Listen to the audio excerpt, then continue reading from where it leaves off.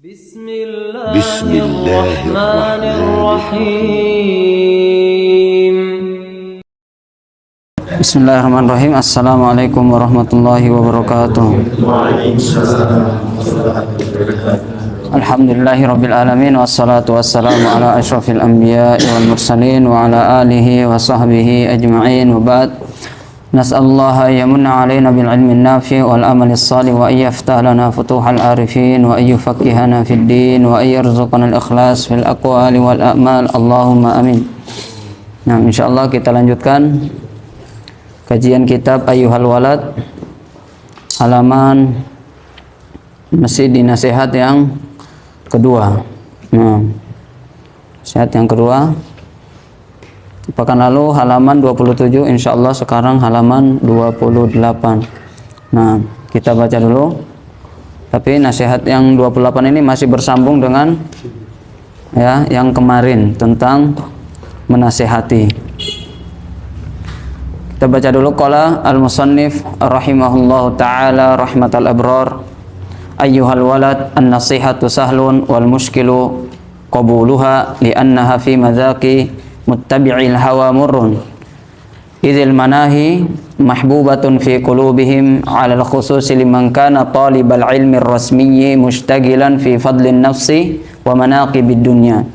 Fa innahu yasabu anna al-ilma al-mujarrada lahu sayakunu najatuhu wa khalasuhu fihi wa annahu mustaghnin 'anil 'amali wa hadha i'tiqadul falasifati. Nah, jadi pertemuan yang lalu kita sudah membahas berkaitan dengan an-nasihatu sahlun wal mushkilu qabuluha, bahwasanya nasihat itu, memberikan nasihat itu mudah, tetapi yang sulit adalah menerima nasihat itu. Nah, terlebih lagi bagi orang-orang yang mengikuti hawa nafsu, fi madaqi muttabi'il hawa murrun, maka bagi mereka nasihat itu sangatlah pahit.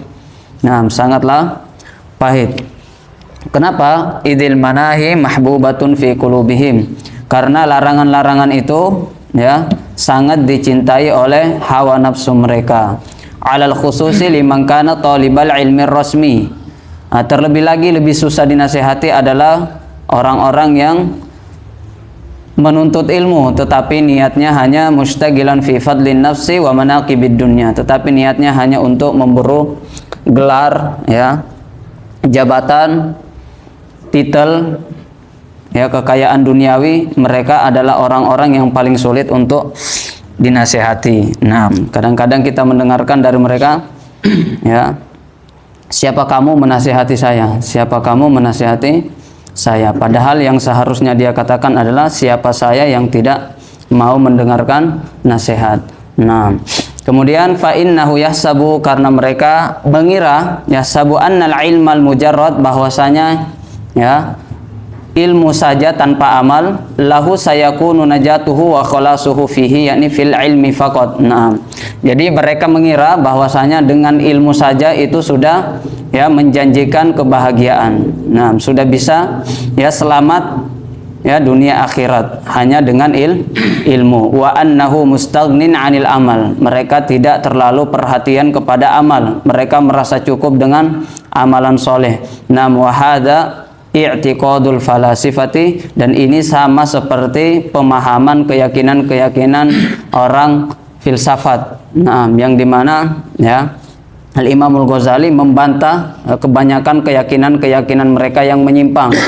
Nah, bahkan mengarang kitab namanya Tahafutul Falasifah. Nah, Tahafutul Falasifah untuk membantah keyakinan-keyakinan pemahaman-pemahaman yang menyimpang daripada orang-orang filsafat. Nah, di antara keyakinan yang menyimpang yang diyakini dan dipahami oleh orang-orang filsafat adalah bahwasanya ilmu itu sudah cukup, tidak usah beramal. Ilmu itu sudah cukup. Berarti kalau ada orang yang hanya menuntut ilmu tapi tidak mau mengamalkan ilmunya, yaitu sebenarnya mengikuti orang-orang filsafat yang sudah dibantah oleh Al-Imam Al-Ghazali. Yang dimana berarti dari sini kita sudah bisa melihat bagaimana keyakinan dan pemahaman daripada Al-Imam Ghazali. Banyak orang mengatakan Imam Ghazali itu filsafat dan seterusnya. Filsafat itu ada yang benar, ada yang salah. Nah, dan yang kesalahan-kesalahan yang menyimpang itu ya itulah yang diluruskan oleh Al-Imam Al-Ghazali. Nah, berarti dari sini kita sudah bisa melihat bahwasanya Imam Ghazali ya tidak hanya memperhatikan yang namanya ilmu, tetapi jauh daripada itu Imam Ghazali juga ya memerintahkan, memberikan nasihat kepada kita bagaimana ilmu yang kita dapatkan itu bisa diamalkan. Karena apa? Karena al-iman itu qaulun bil lisan, karena hakikat iman itu adalah qaulun bil lisan, ucapan dengan lisan, ucapan dengan mulut kita. Kemudian tasdiqun bil qalbi, kemudian dibenarkan juga dengan hati. Wa amalun bil arkan, kemudian ya diamalkan dengan anggota tubuh. Itulah iman. Jadi iman itu bukan hanya di hati, tapi ya diimani di dalam hati, tetapi juga amalun bil arkan, tapi juga dipraktekkan, diamalkan dengan anggota tubuh kita. Nah, ini yang kebanyakan salah. Maka ya sekali lagi ya mimbabil murajaah, bahwasanya tujuan ilmu itu bukan untuk mencari gelar. Jadi yang mau belajar di universitas ya silahkan, yang mau memburu gelar juga silahkan, tetapi ketahuilah bahwa gelar itu bukan tujuan. Tujuan menuntut ilmu itu adalah supaya ilmu itu dapat bermanfaat bagi kita. Ya adapun gelar-gelar itu ya sebenarnya itu cuma ya pengakuan bahwa kita pernah belajar.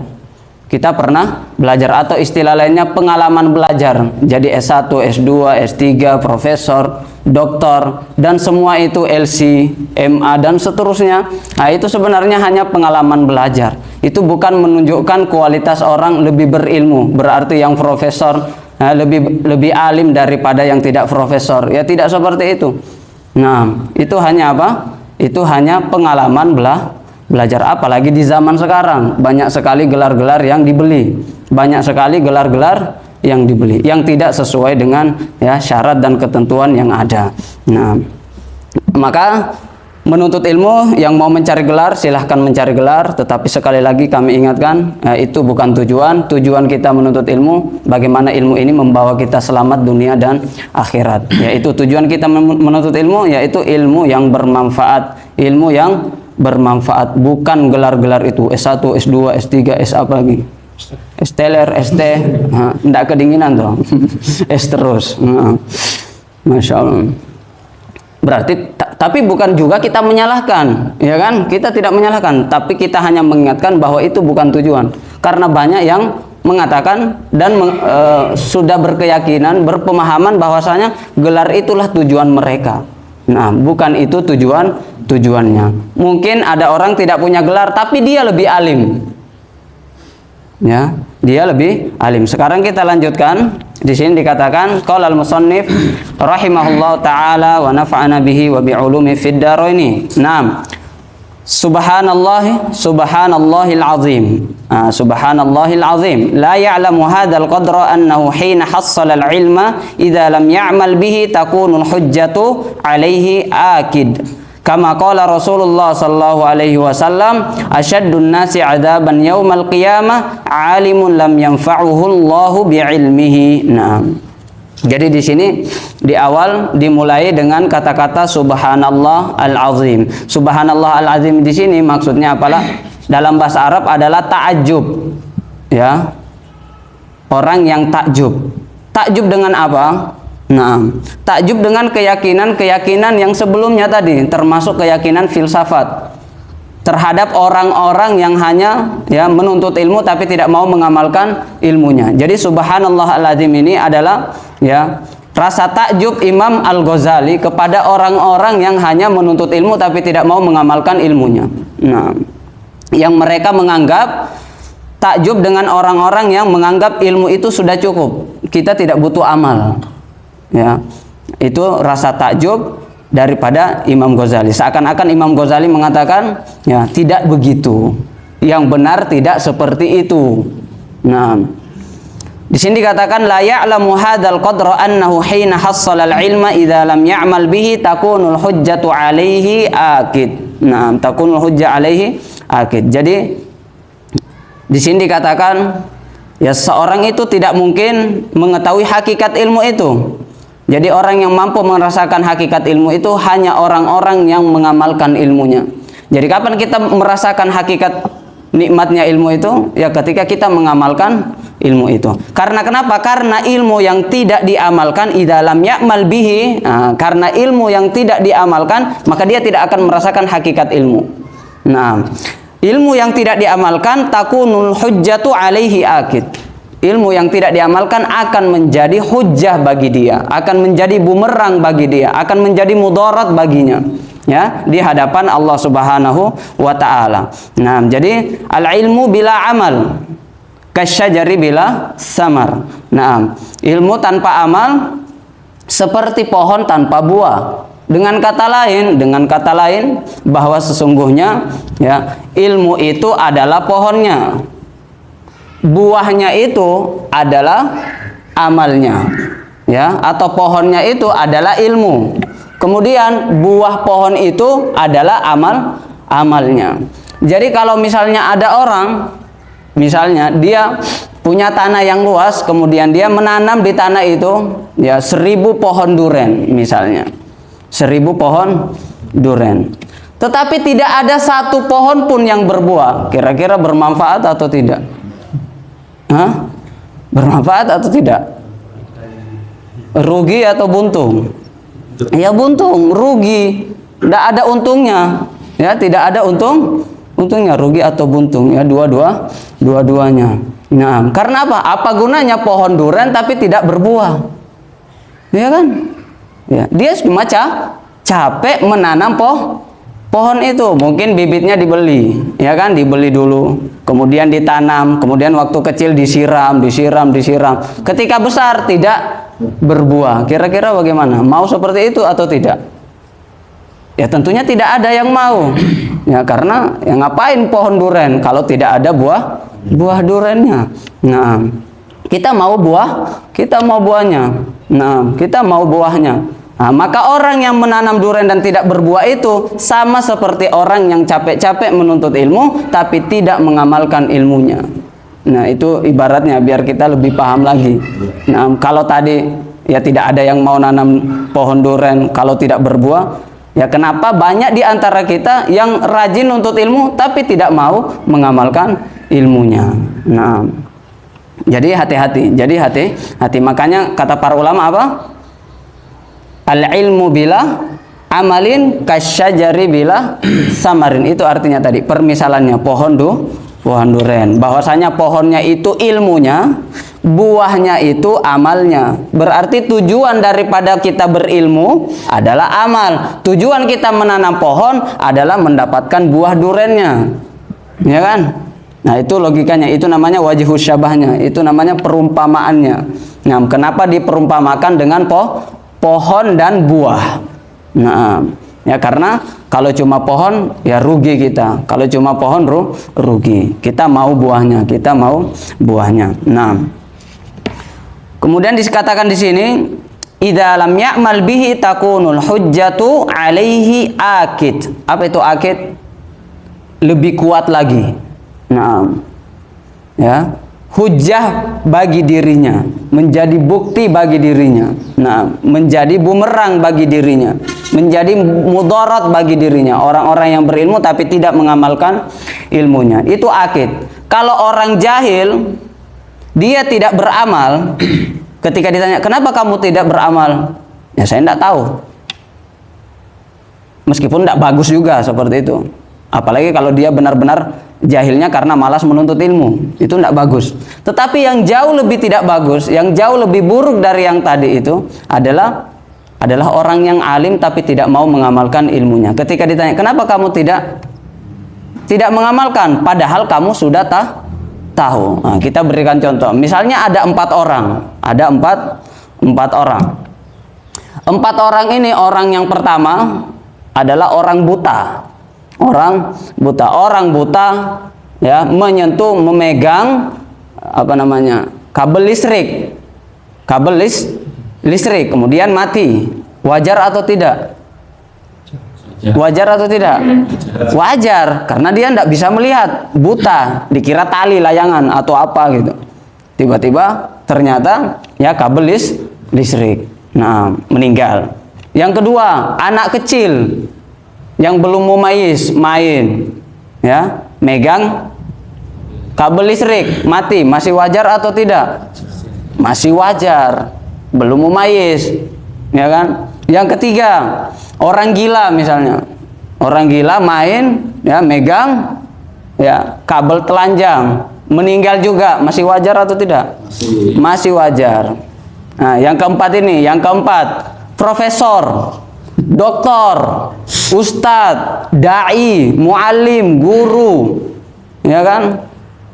Banyak gelarnya, banyak jabatannya, ranking, nah, hafal Quran misalnya. Dia lihat di situ, awas, berbahaya, tegangan tinggi, ada gambar tengkoraknya. Dipegang, wajar atau tidak? Wajar atau tidak? Oh, sangat wajar. Masya Allah. Wajar atau tidak? Tidak wajar kan? Sudah bisa baca, profesor, hafalannya banyak, titelnya banyak, gelarnya, Masya Allah. Ya, tetapi dia sudah baca, dia sudah tahu bahwa itu berbahaya, ada gambar tengkoraknya, dia bisa baca, nah, tapi masih dipegang.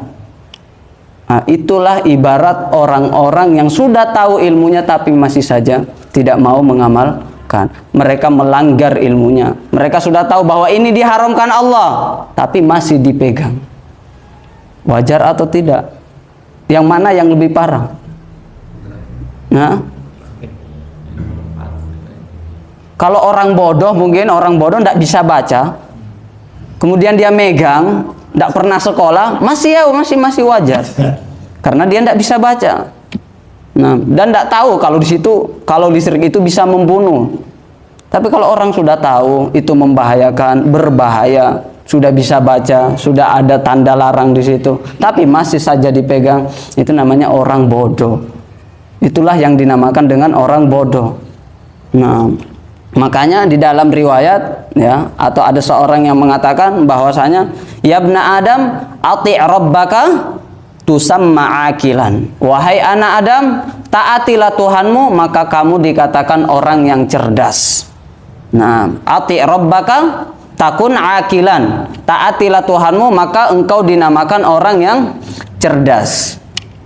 Wala ta'sihi fatusamma jahilan, dan jangan engkau berbuat maksiat, ya, kepada Tuhanmu, kemudian kalian dikatakan jahil atau bodoh. Nah, berarti bodohnya orang itu, ya, hakikat bodoh itu bukan yang tidak tahu ilmu. Hakikat bodoh itu ketika orang itu tidak mau taat sama Allah. Ketika dia sudah tahu bahwa ini dilarang Allah, tapi masih saja dikerjakan. Ketika dia sudah tahu bahwa ini berdosa, tapi masih saja dilanggar. Jadi ilmunya ada, tapi masih saja dikerjakan. Itulah orang yang bodoh. Itulah hakikat orang yang paling bodoh. Nah, jadi kesimpulannya apa tadi? Orang yang bodoh adalah orang yang punya ilmu, tapi dia melanggar ilmunya. Bukan orang yang bodoh itu, ya, bukan selalu orang yang bodoh itu orang yang tidak tahu, bukan. Kalau orang bodoh yang tidak tahu, ya iya dia bodoh, tapi itu bodoh masih tingkat rendah. Ya, tapi orang yang paling bodoh, nah, yang sangat bodoh, orang yang terbodoh adalah orang yang dia sudah tahu tadi, ya, seperti profesor yang pegang kabel tadi itu. Dia sudah tahu ilmunya, tapi dia melanggar ilmunya. Itulah orang yang paling bodoh. Lebih bodoh dari orang yang bodoh. Nah,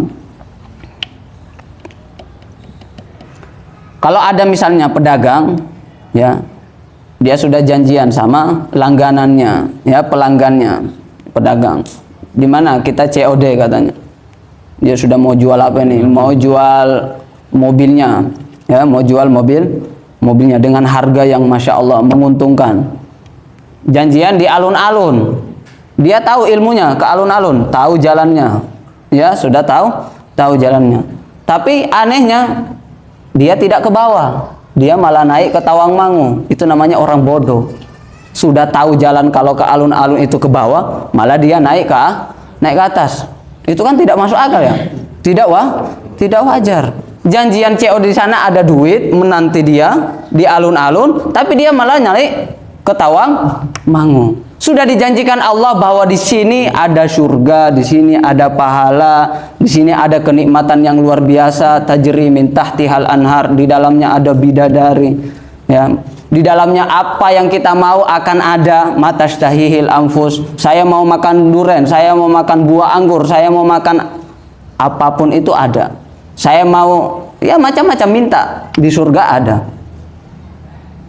Tapi dia tidak mau ke surga, malah dia berjalan ke neraka. Itu namanya orang bodoh. Sudah tahu bahwa di sana ada duit, di sana ada keuntungan, sudah tahu ilmunya, sudah tahu jalannya. Kalau kita mau ke alun-alun itu turun ke bawah, malah dia naik. Di atas ada, enggak mau. Di atas ada bencana misalnya, la qadarullah, la qadarullah. Malah dia pergi memilih tempat yang ada kerugiannya. Nah, itulah orang yang bodoh. Padahal dia sudah tahu. Nah, ini jalan fa'alhamaha fujuraha wa taqwaha. Ini jalan takwa, ini jalan yang tidak takwa, jalan yang sesat. Dia sudah tahu kalau saya berbuat baik nanti bisa masuk surga. Kalau berbuat buruk bisa masuk neraka.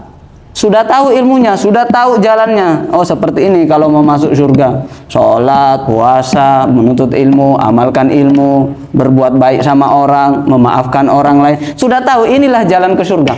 Tapi dia malah memilih jalan yang lain. Nah, ini namanya orang yang bodoh. Nah, makanya Allah itu ya tidak mengartikan orang yang alim itu adalah orang yang dengan orang yang banyak ilmu.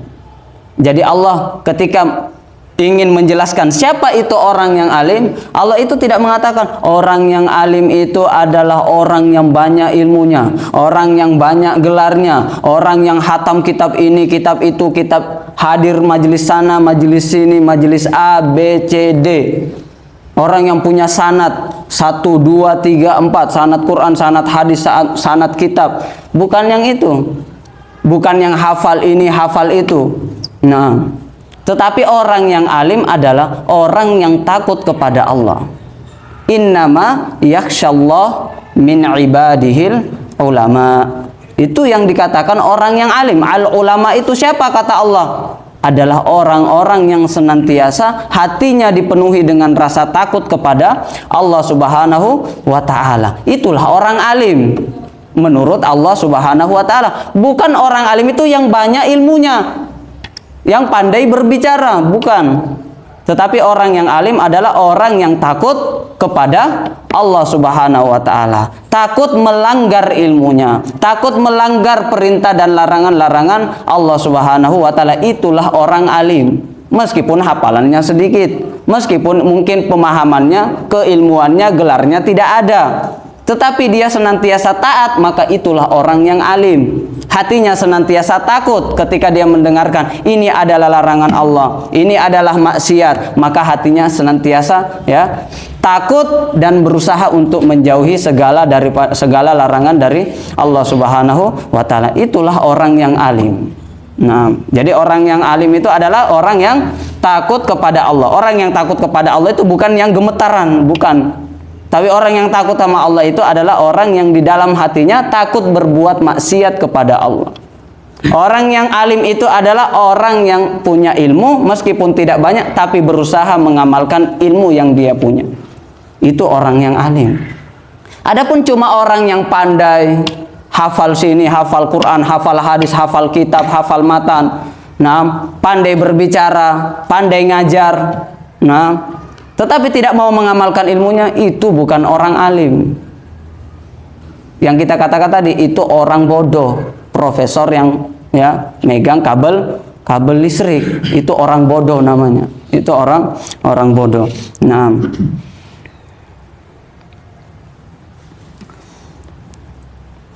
makanya kalau ada orang yang berilmu, dipanggil ustadz mungkin, dipanggil kiai mungkin, dipanggil guru mungkin, ya,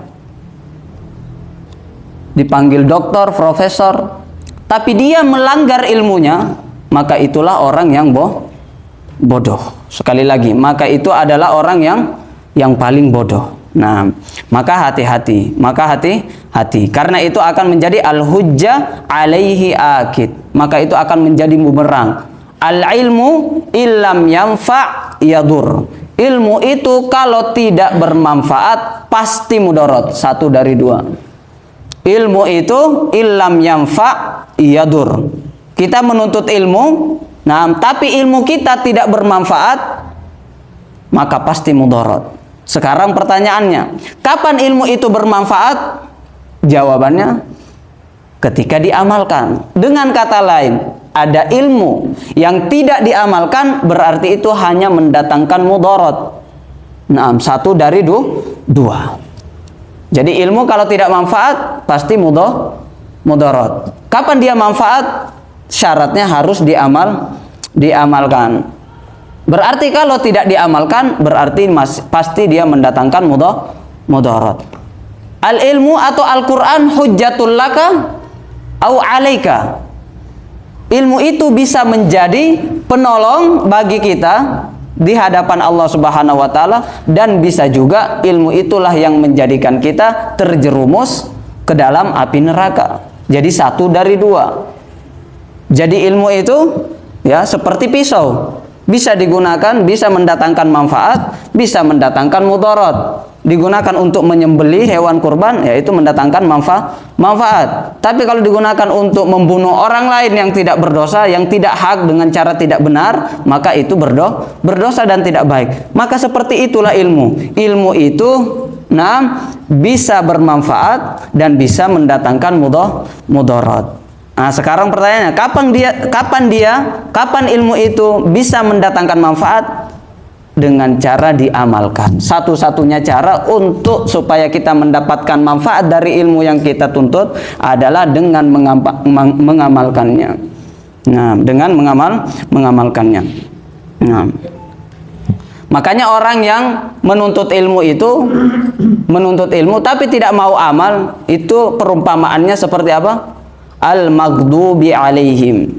Al-maghdubi alaihim. Siapa itu al-maghdubi alaihim?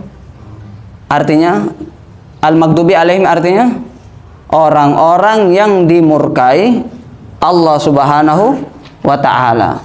Nah, kita kan setiap hari berlindung, ihdinas siratal mustaqim siratal ladzina an'amta alaihim. Kita meminta jalan yang lurus kepada jalan orang-orang yang diberi nikmat, bukan al-maghdubi alaihim, bukan jalannya orang-orang yang dimurkai Allah. Nah, maka kita harus paham doa kita. Kita tidak mau termasuk orang-orang yang dimurkai. Kenapa mereka dimurkai? Kata para ulama, mereka menjadi maghdubi alaihim, orang-orang Yahudi, karena mereka punya ilmu, tapi mereka tidak mau mengamalkan ilmunya. Artinya kalau kita punya ilmu dan kita tidak amalkan ilmu kita, maka apa bedanya kita dengan al-maghdubi alaihim, orang-orang Yahudi? Bahkan dijelaskan di ayat yang lain, kamatsalil himari yahmilu asfaro. Ya, orang-orang Yahudi itu, orang-orang yang berilmu tapi tidak mengamalkan ilmunya itu kamatsalil himar. Mereka itu seperti keledai. Yahmilu asfaro, keledai yang membawa buku-buku yang banyak. Asfaro itu adalah kutub, kitab-kitab, bawa buku. Kira-kira keledai bawa buku itu bisa bermanfaat bagi keledai atau tidak? Tidak bisa, malah memberi mudarat. Kenapa? Ya karena berat. Tapi bisa dimakan? Tidak bisa dimakan, ya kan? Bukan rumput, bukan rumput. Artinya apa? Ya mending tidak ada buku, mending tidak ada buku, ringan. Meskipun tidak makan, tapi tidak ada beban, tidak ada buku, tidak ada ya rasa berat di situ, tidak ada masyakkoh. Nah, maka Allah memberikan perumpamaan bahwa orang yang berilmu, yang rajin nuntut ilmu, hadir majelis, rajin mencatat, tapi dia tidak ada ya keinginan untuk mengamalkan ilmu yang dia tuntut, maka dia seperti himar.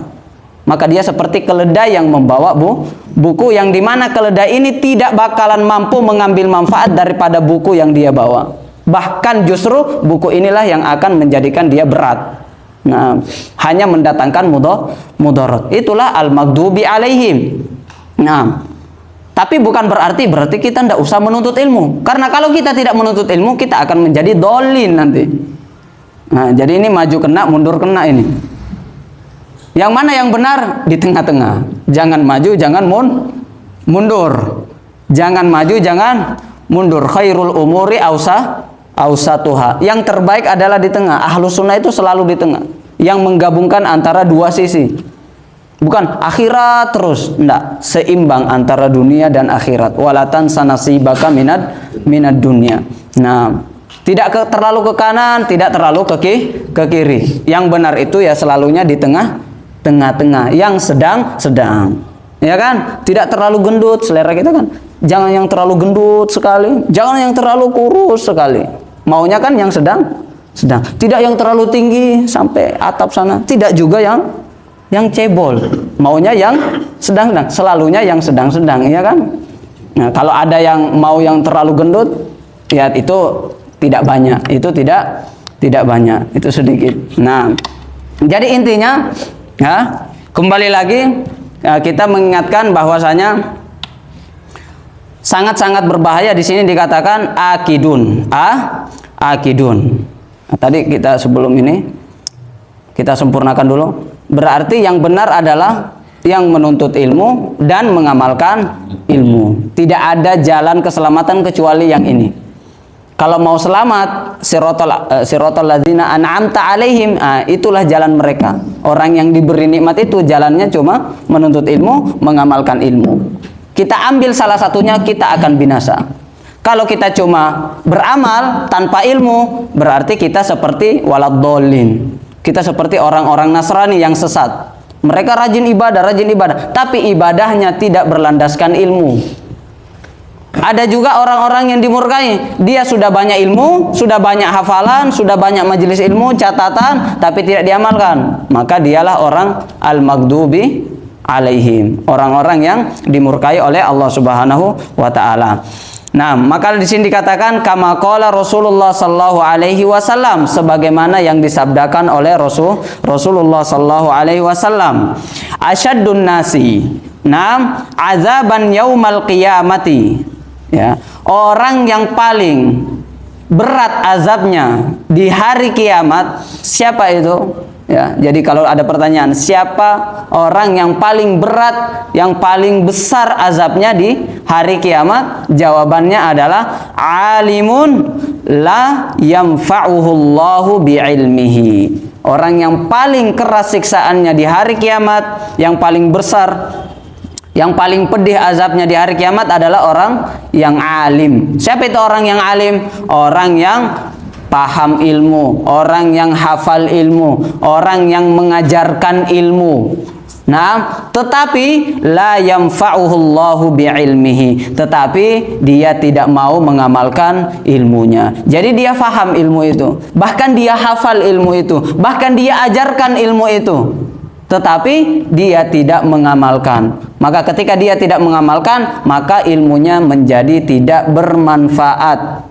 Ketika ilmunya tidak bermanfaat, maka Allah Subhanahu wa taala, ya, karena ilmu ini akan mendatangkan apa tadi? Satu dari dua, hujjah alaika hujjatul laka. Nah, jadi ada yang mengatakan al ilmu hujjatun hatta ta'mal bihi, hatta ta'mala bihi. Jadi ilmu itu, ilmu yang kita tuntut itu akan menjadi bumerang bagi kita. Jadi hukum asalnya apa? Ilmu itu mendatangkan mudarat. Sampai kapan? Sampai kita mau mengamalkan ilmu itu, baru kita ya terbebas dari mudaratnya. Nah, baru kita terbebas dari bahaya ilmu itu. Jadi menuntut ilmu itu berbahaya sebenarnya. Menuntut ilmu itu berbahaya. Kita menuntut ilmu sekarang, ya ini berbahaya. Sampai kapan bahaya ini hilang? Sampai kita mengamalkan. Nah, baru ilmu itu bahayanya hilang. Baru bahaya ilmu itu pergi dari kita ketika kita baru mengamalkan. Fa idza amilta bihi kana al-ilmu hujjatan lak. Ketika kita sudah mengamalkan ilmu itu, maka ilmu itulah yang akan menolong kita di hadapan Allah Subhanahu wa taala. Jadi dengan ilmu kita dapat mendapatkan bahaya, tapi dengan ilmu juga kita dapat mendapatkan pertolongan. Jadi kita tinggal milih mau dapat bahaya atau mau dapat pertolongan. Nah, di sini dikatakan maka ya berhati-hati di sini banyak sekali ayat yang mengingatkan kepada kita, atamuruna nasa bil birri wa tansawna anfusakum wa antum tatlunal kitab afala ta'qilun. Afala ta'qilun artinya apa? Punya otak enggak? Gimana ya bahasa jawabnya? Bahasa Jawanya apa? Nah? Hah? Gimana tadi? Oh, kita. Ya, kalau ada ayat-ayat seperti ini untuk diri kita, cari bahasa yang paling kasar. Kalau untuk diri kita ya, kalau untuk orang lain ya sopan. Tapi kalau untuk diri kita, ya kita ini yang mungkin ya rata-rata di sini mungkin ngajar ya, yang mengajar, atamuruna nas, menasehati orang lain dalam kebaikan, atamuruna nasa bil birri, ya. Apakah kalian menasehati orang lain, mengajak orang lain kepada kebaikan, ajak orang lain kajian, ajak orang lain sholat, ajak orang lain dan memberikan peringatan daripada hal-hal yang diharamkan Allah. Nah, atamuruna nasa bil birri wa tansawna anfusakum, tapi malah justru kalian atau kita semua ini lupakan diri kita sendiri.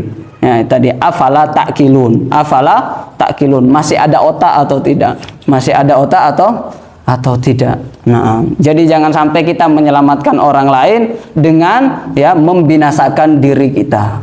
Ya, ibaratnya yang sering kita dengar ya seperti lilin itu. Dia menerangi apa yang ada di sekitarnya, tapi dia membakar dirinya. Jangan menjadi lilin, menyelamatkan orang lain, tapi dia menjerumuskan dirinya. Makanya lihat di sini di bawah. Coba lihat yang bawah nomor 10. Yang tulisan kecil, catatan kakinya ada nomor 10 di situ, yang kecil. Tidak tahu kelihatan atau tidak itu. Di situ dikatakan Al-Hafidz As-Suyuti berkata, diriwayatkan oleh At-Tabarani dalam Al-Awsat, Ibnu Adi dalam Al-Kamil, dan Al-Baihaqi dalam Syu'abul Iman, sedangkan Ibnu Katsir meriwayatkannya dengan lafaz ini. Orang yang paling menyesal kelak pada hari kiamat adalah seseorang laki-laki yang diberi kemampuan menuntut ilmu di dunia tetapi tidak mau mencarinya. Nah, itu orang yang menyesal. Siapa? Orang yang diberikan kemampuan untuk menuntut ilmu tapi dia tidak menuntut ilmu. Itu adalah orang yang misal, saya misal, kenapa saya tidak sungguh-sungguh menuntut ilmu? Nah, seperti itu. Kenapa saya tidak ya hadir di majelis ilmu? Nah, itu nanti adalah orang-orang yang akan menyesal di hari kiamat. Kemudian dilanjutkan. Dan orang yang menyesal juga adalah, katanya di sini, adalah seorang laki-laki yang memiliki suatu ilmu, ya dia sudah menuntut ilmu, dia sudah hadir kajian, ya seperti kita semua ini menuntut ilmu.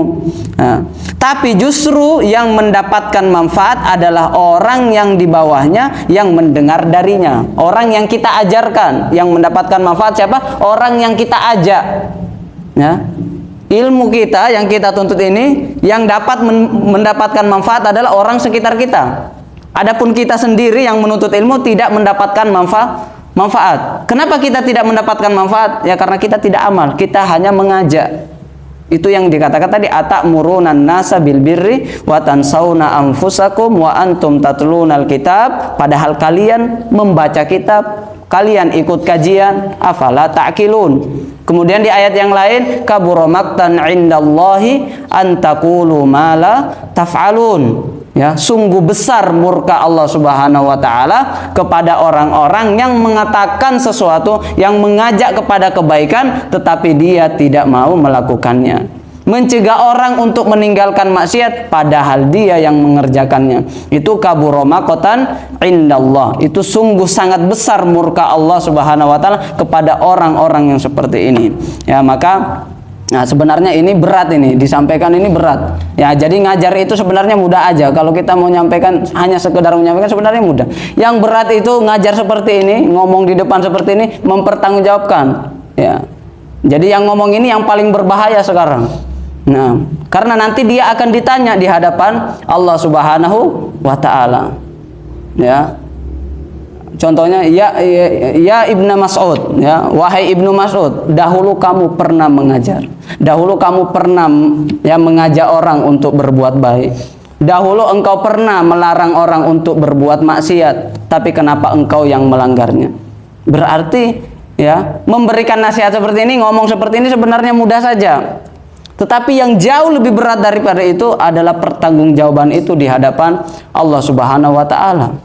Nah, kita yang memberitahu kita yang mengajak, malah justru kita yang melanggar ajakan kita. Nah, ini yang berat. Nah, maka kita ya berdoa sama-sama, ya terutama doakan yang ngomong ini. Nah, ya karena ngomong itu ya memang mudah, tetapi yang berat itu tanggung jawabnya. Nah, maka di dalam riwayat yang sahih dikatakan, nah pada suatu hadis riwayat dikatakan yuja'u birrajuli yaumal qiyamah. Nanti di hari kiamat itu akan didatangkan seseorang. Ya, siapa seseorang ini? Fayulqa finnar. Seseorang ini akan dilemparkan masuk ke dalam api neraka. Jadi nanti ada seseorang yang dimana seseorang ini akan dilemparkan masuk ke dalam api neraka. Fatandaliku aftabuhu. Kemudian apa? Seluruh apa yang berada di dalam perutnya itu keluar. Ya, isi perutnya itu keluar. Ketika dia dilemparkan, seluruh isi perutnya itu keluar, berhambur. Ya, terhambur semuanya, hancur. Nah, fatandaliku aftabuhu fayaduru biha kama yadurul himar birohahu. Maka orang yang tadi dilempar, kemudian perutnya itu, isi perutnya itu sudah keluar semuanya, kemudian ya perutnya itu ditarik, diikat, ya, kemudian dia berkeliling di neraka, ya, sebagaimana keledai itu berputar kepada penggiling gandum. Jadi dulu kalau orang mau buat roti itu pakai himar. Jadi giling gandumnya itu pakai apa? Pakai roha namanya, ya, pakai penggilingan. Nah, jadi nanti ada orang seperti keledai itu tadi. Nah, ya, dia berkeliling di neraka, Jadi siksanya itu seperti ini, seperti yang tadi kita baca, asyaddun nasi azaban. Yang paling berat siksanya adalah alim, seorang yang berilmu, yang menuntut ilmu. Nah, fatandaliku aftabu hayaduru biha kama yadurul himar birohahu. Jadi dia diputar mengelilingi neraka, bukan mengelilingi surga, mengelilingi neraka. Fatajtami'u ahlun nar alaihi. Fatajtami'u ahlun nari alaihi. Kemudian orang-orang penduduk neraka itu berkumpul, ya, menyaksikan orang yang tadi itu, yang diputar-putar di neraka itu, yang disiksa itu, yang dimana perutnya itu kemudian diikat, kemudian diputarkan di neraka. Makanya orang penduduk neraka berkumpul semua. Mereka fokus melihat itu, menyaksikan orang yang disiksa itu. Wah, siapa ini? Kok siksanya ya berat sekali? Ya, kok siksanya lebih pedih? Nah, siapa ini orang ini? Apa yang dia lakukan? Nah, kemudian fayakulun, ternyata penduduk neraka kenal sama pemuda ini, kenal sama orang yang disiksa ini. Maka mereka bertanya, ya, penduduk neraka bertanya, ya fulan, masya'nuk, apa yang terjadi? Wahai fulan, mengapa engkau disiksa seperti ini? Sangat pedih sekali, dipamerkan kepada seluruh penduduk neraka. Ya, bahkan penduduk neraka itu ya berhenti untuk menyaksikan dia, untuk menyaksikan orang ini, saking beratnya siksanya dia. Seluruh isi perutnya sudah keluar. Kemudian dikatakan, alastakun ta'muru bil ma'ruf wa tanha 'anil munkar. Nah, jadi penduduk neraka ternyata sudah kenal sama orang ini. Bukankah engkau dahulu yang telah mengajak kami untuk, ya, melakukan kebaikan yang ma'ruf? Dan bukankah engkau dulu di dunia yang telah mencegah kami, memberikan peringatan supaya kami meninggalkan yang mungkar? Artinya apa? Orang yang disiksa ini adalah da'i, adalah orang yang alim, ya, atau dengan istilah sekarang adalah ustadz. Nah, orang yang sering berdakwah. Nah, karena apa dikatain ini? Kamu dulu adalah orang yang sering beramar ma'ruf, bernahi mungkar. Kemudian dia menjawab, fayaqulu kuntu amurukum bil ma'rufi wala atihi. Ya benar, dahulu memang saya beramar ma'ruf. Tetapi ketika saya memerintahkan kalian untuk melakukan kebaikan, saya memerintahkan kalian untuk melakukan sholat, saya memerintahkan kalian untuk sholat duha, saya memerintahkan kalian untuk sholat tahajud, berpuasa, bersedekah, ikut majelis, malah justru saya tidak melakukannya. Nah, fa'anhakum fa'atihi, fa'anhakum anis syarri fa'atihi. Dan benar, saya dulu ketika di dunia, saya dulu yang memperingatkan engkau supaya tidak, ya, bermaksiat, supaya tidak minum khamar, tidak berzina, tidak menggibah, tidak mencaci maki, ya, tidak merendahkan orang lain. Saya dulu yang memberikan nasihat supaya kita tidak boleh merusak mata kita dengan pandangan-pandangan yang dimurkai Allah, dengan tontonan-tontonan yang diharamkan Allah Subhanahu wa taala. Tapi justru saya yang melakukannya. Maka ya berhati-hati jadi dai. Bukan berarti kita berhenti jadi dai. Nah, tapi hati-hati. Setiap ucapan kita itu akan dimintai pertanggungjawaban. Jangan sampai ya kita termasuk, kita sudah mengira oh kita sudah banyak majelis, kita sudah banyak halaqah, kita sudah mengajarkan, di sana ada TPA saya ngajarkan Quran, di sana ada halaqah ibu-ibu, saya ngajarkan ibu-ibu, di sana ada halaqah bapak-bapak, di sana ada halaqah 1, 2, kampung 1, kampung 2, kampung 3. Tetapi justru kita melupakan untuk mengamalkan ilmu kita. Itu sama saja dengan kita menjerumuskan ya diri kita ke dalam api neraka, ya, menjerumuskan diri kita ke dalam azab yang sangat pedih. Nah, maka orang yang manizdada ilman, dalam riwayat dikatakan manisdada ilman walam yazdad hudan lam yazdad minallahi illa bu'dan. Siapa yang bertambah ilmu, tambah ilmu, tambah ilmu, tambah catatan, tambah hafalan, tambah pemahaman, tambah halaqah, tambah majelis, ya, tambah kajian, tambah semuanya ditambah. Tapi tidak bertambah amalnya, tidak bertambah takutnya kepada Allah, maka lam yazdad minallahi illa bu'dan. Maka itu tidak ya menjadikan dia semakin dekat kepada Allah, malah justru itulah yang akan menjadikan dia semakin jauh dari Allah Subhanahu wa taala. Ya, maka ya membaca ini sebenarnya ya merinding juga ini. Ya, kita membaca seperti ini nasihat dari Imam Ghazali yang luar biasa ini. Nah, ini adalah pukulan bagi kita semua. Ya, jangan sampai kita mengatakan dan kita mengira ya bahwasanya oh kita sudah mempunyai banyak amal, ini bekal yang cukup untuk pulang kembali kepada Allah, ternyata ya malah justru sebaliknya, nauzubillahi min zalik. Nah, jadi makanya kita selalu ingatkan ya diri kami pribadi ya, sebelum kita memberikan nasihat, sebelum kita beramar ma'ruf, ngajak orang, pikirkan diri kita dulu. Pikirkan diri kita dulu. Kalau mau menyelamatkan orang, selamatkan diri kita dulu. Kalau mau menyelamatkan orang yang tenggelam, selamatkan diri kita dulu. Nah, jangan sampai orang lain selamat, diri kita yang terjerumus ke lembah kebinasaan. Jangan sampai. Kemudian di sini kita baca yang di sampingnya tadi. Di sini ada perkataan daripada ya Fudail bin Iyad rahimahullahu taala. Di sini dikatakan waspadalah. Ya. Siapa ini yang selalu bilang waspadalah? Nah, Bang Napi. Ya. Nah, ini bukan Bang Napi ya. Waspadalah. Jangan sampai kau menasehati manusia tapi melupakan dirimu sendiri. Nah, ini waspada di sini ya. Hati-hati. Jangan sering menasehati tapi lupa di diri sendiri. Berlindunglah kepada Allah agar tak menjadi jembatan yang dilalui orang menuju surga, tetapi kau justru dilemparkan ke dalam neraka. Jadi orang yang mengajak orang lain kepada kebaikan, ya tetapi justru dia tidak mengamalkan ilmunya, itu ibaratnya kata Imam Fudail bin Iyad di sini seperti dia menjadi jembatan. Jembatan ini untuk kemana? Ke surga. Jadi dia menjadi jembatannya, orang lain ya berjalan di atas pundaknya untuk menuju surga dengan jasa dia, dengan ilmu dia, dengan ajakan dia.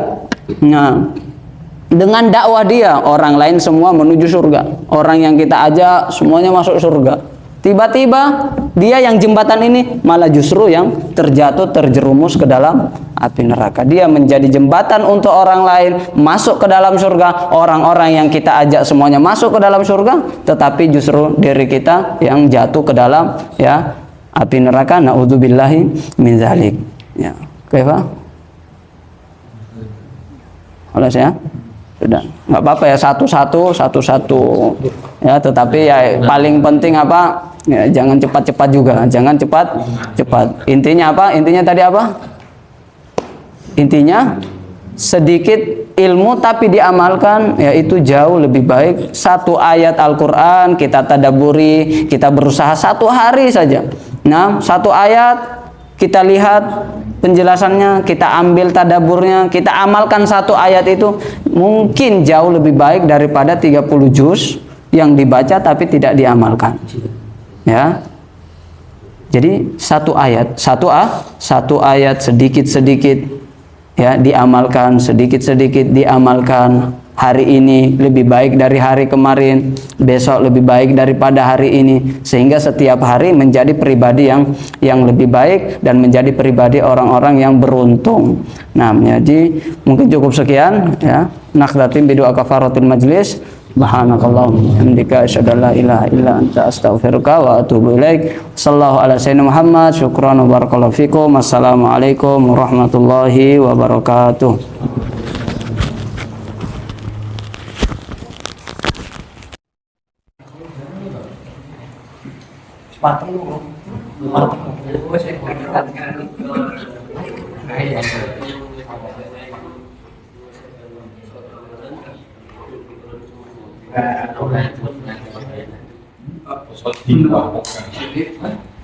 Orang yang mengajak